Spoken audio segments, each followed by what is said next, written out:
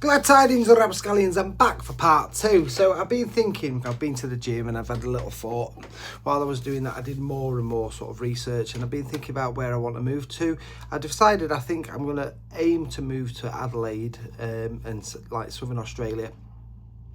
But it's got me thinking a lot because obviously I've been stationary for 4 years. I haven't moved for a long time, and I was reading a book yesterday. I was thinking to myself, a lot of it was like, God, I've been saying this kind of stuff for years, so I feel like I'm on the right track. But then again, I feel like I've read quite a lot of self-help books, and these self-help books do get repetitive sometimes. But as I sort of survey the room that I've been living in for 4 years, that I've stayed in, I've realised that I've accumulated so much stuff, and I now need to get rid of it, because once upon a time, I moved so much. So from 2012, I moved from my hometown, I moved to Leeds, and then from Leeds, I moved to Newcastle. From Newcastle, I moved to Manchester. From Manchester, I moved to Sheffield. From Sheffield, I moved to Melbourne. From Melbourne, I moved to Berlin.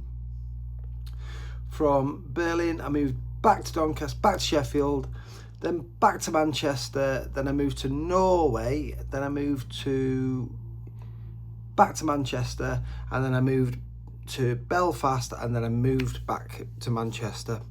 So, you know, in the space from 2012 to 2022, I don't even know how many times I moved there. But like I say, when you're moving around, you can't really have all this stuff.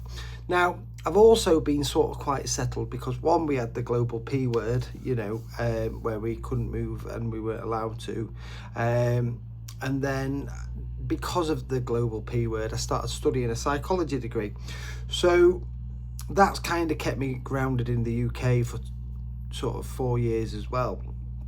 So I've not been able to move since starting this degree. Now I'm coming to the end of that, which is obviously sort of why I decided that now is the time to move. If I put it back another year, you know, I may end up not getting there. So I think what I'm going to do is try and get this degree boxed off by next May.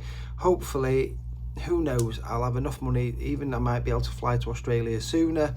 Who knows? I might not be able to fly at all yet, but I've got to set this plan, because a man without a plan is like a boat without a rudder. You will go somewhere in life, but the destination isn't completely certain. So, you know, that's just a little thought this afternoon, and like I say, I'm documenting and vlogging this, and these are just my thoughts. You know, whether you decide to subscribe or not, entirely up to you. I'm going to do this anyway, so if you're going to come, because I want to look back in a year's time, see, you know, look at myself and go, oh, silly sausage.